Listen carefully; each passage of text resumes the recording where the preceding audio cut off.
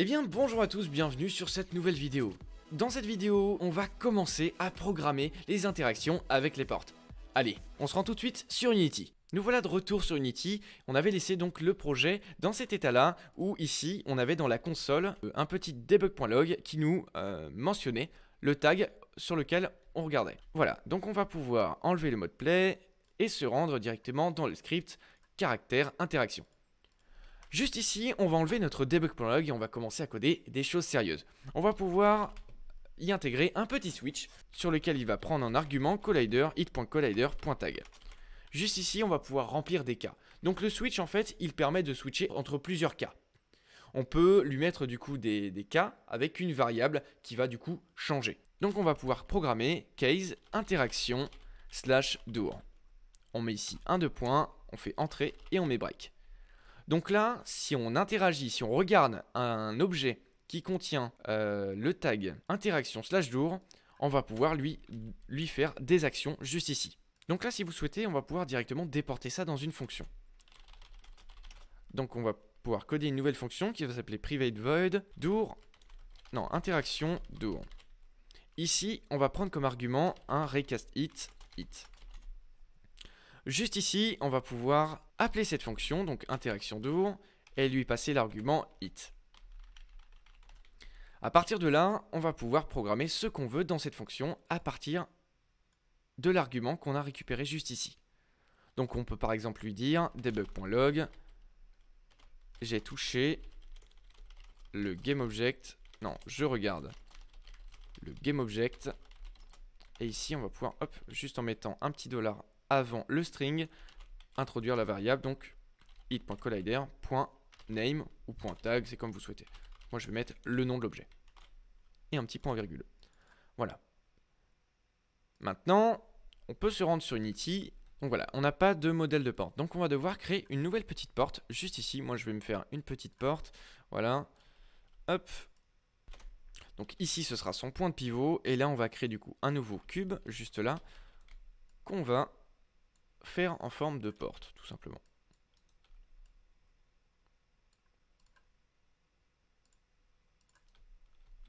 Voilà, donc ce petit point juste ici sera notre point de pivot pour la porte. Donc à partir d'ici, une fois que vous avez votre porte, vous allez pouvoir la placer où vous souhaitez. Moi je vais la placer juste ici.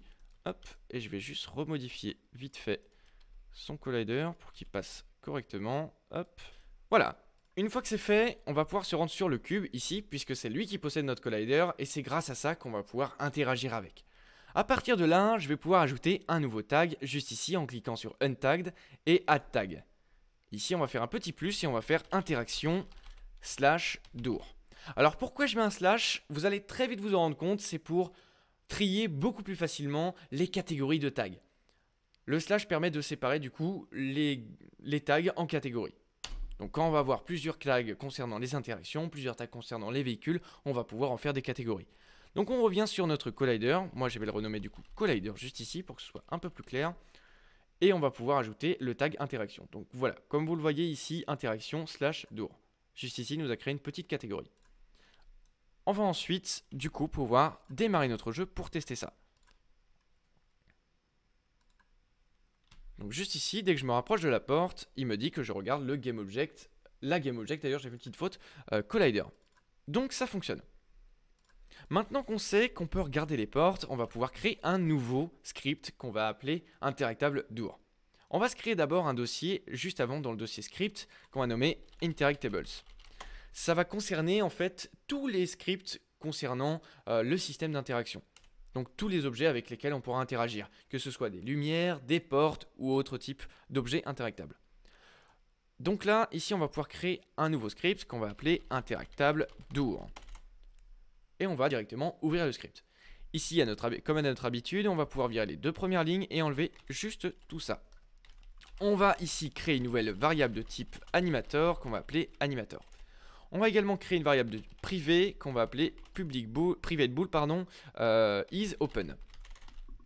Et à partir de là, on va pouvoir créer une fonction qu'on va appeler use. On peut également créer deux autres fonctions si on souhaite, qu'on va appeler open et close. Voilà, ces deux fonctions seront pour vous, c'est du bonus. Moi, je vais uniquement utiliser la fonction use. Mais on va programmer les trois. Donc ici, on va pouvoir tout simplement rendre déjà les fonctions en public, sinon on ne va pas pouvoir les utiliser en dehors de notre code. C'est l'habitude, excusez-moi. Et on va pouvoir faire un petit isOpen est égal à l'inverse de isOpen. Voilà. Alors si vous le souhaitez, vous pouvez mettre cette petite variable ici en serializedField qui va vous permettre de définir l'état par défaut dans l'inspecteur sur Unity. Donc si vous voulez que par défaut la porte soit ouverte, eh bien vous pourrez le faire directement en mettant un petit serializedField ici.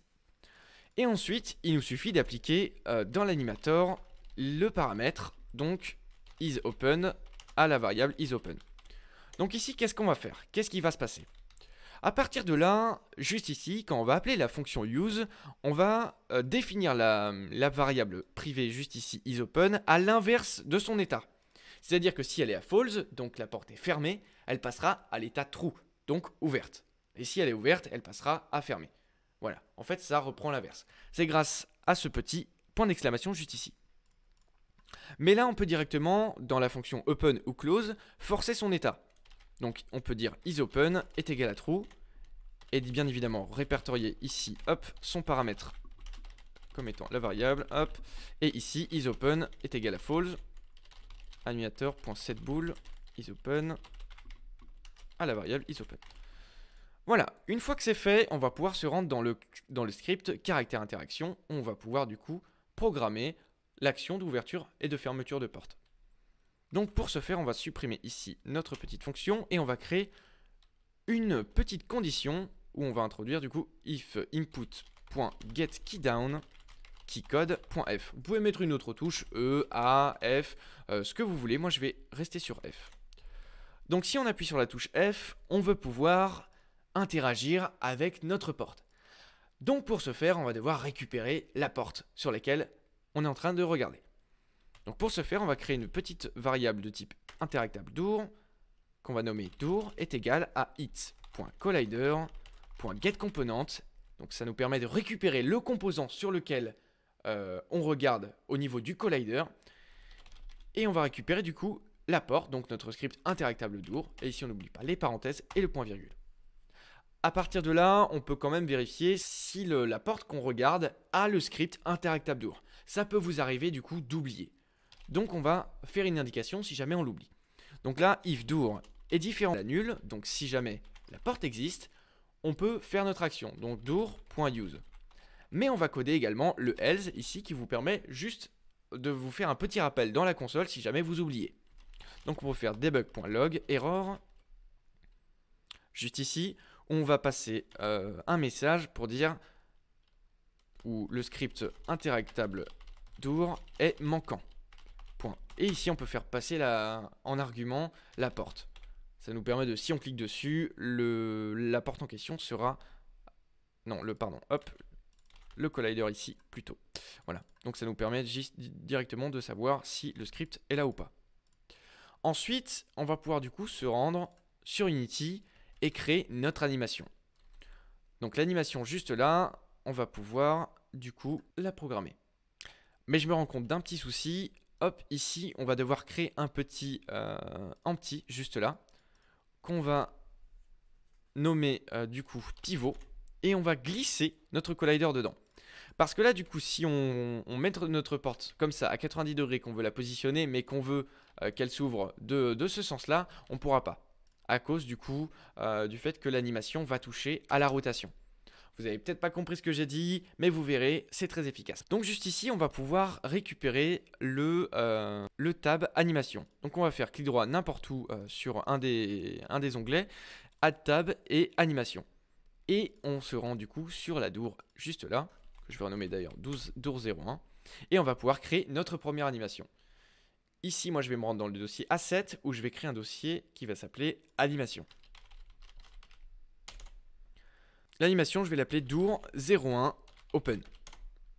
Et ici, on va pouvoir définir la porte en étant ouverte. Alors, sélectionnez bien le point de le GameObject pivot ici et pas la porte. Sinon, vous allez avoir le problème que j'ai présenté juste avant.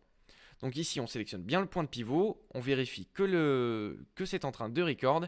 Et on va pouvoir dire qu'à 1 seconde, la porte est ouverte. Donc ici, on peut jouer l'animation pour voir ce que ça donne. Et voilà, c'est un peu lent, moi, je trouve. Alors, je vais diminuer à 0,30. Donc, une demi-seconde.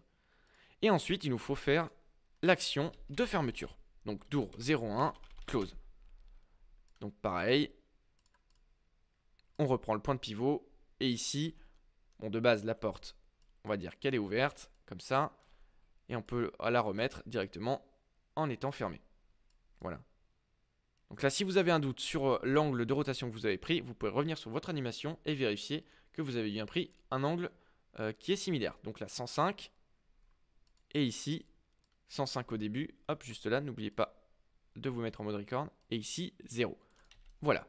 Une fois que c'est fait, on va pouvoir ouvrir l'animateur. Donc en appuyant sur Windows, Animation, Animator. Et une fois que c'est fait, on va pouvoir quitter le mode Preview et le mode Record et nous rendre sur le GameObject door 01 qu'on a créé, qui possède le composant Animator, et commencer à créer un nouveau paramètre. On va se rendre du coup sur l'onglet Paramètres, on va cliquer sur le petit plus, et on va créer un nouveau paramètre de type bool, qu'on va nommer isOpen. Il est impératif que vous nommiez exactement le paramètre, pareil que ce que vous avez nommé juste ici, dans le booléen. Vous pouvez l'appeler comme vous le souhaitez, mais appelez-le le même nom sur les deux endroits. Donc ici, de retour dans l'animateur et on va pouvoir coder les transitions. Par défaut, je veux que la porte soit fermée. Donc ici, je fais un petit clic droit, Set as Layer Default State. Et là, on va créer les transitions. Donc une transition de door close à door open et de door open à door close. Ici, je prends cette transition-là, que j'enlève l'exit time, donc de door close à open, et on va remplir la condition suivante. Donc si la porte est ouverte, on switch de close à open. Et l'inverse, du coup, on prend du coup cette petite flèche qui va de open à close, on désactive l'exit time, on ajoute une nouvelle condition qu'on met à false. Donc isOpen à false. Donc ça fera passer la door open à close, pardon. On peut maintenant double-cliquer sur les animations pour désactiver le loop time. Cela évitera que les portes, dès qu'elles changent d'état, se mettent à loop leur animation. Si vous l'oubliez, vous allez très vite le voir. Une fois que c'est fait, on va pouvoir directement tester. Et on va voir que notre erreur fonctionne bien.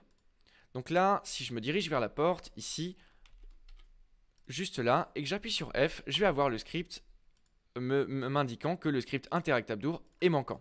Et si vous avez bien rempli tout ce que j'ai rempli personnellement, donc en mettant le hit.collider, on peut voir que si je clique directement sur l'erreur, donc je le refais, si je clique sur l'erreur, il va me surligner l'objet sur lequel il faut que je mette le script.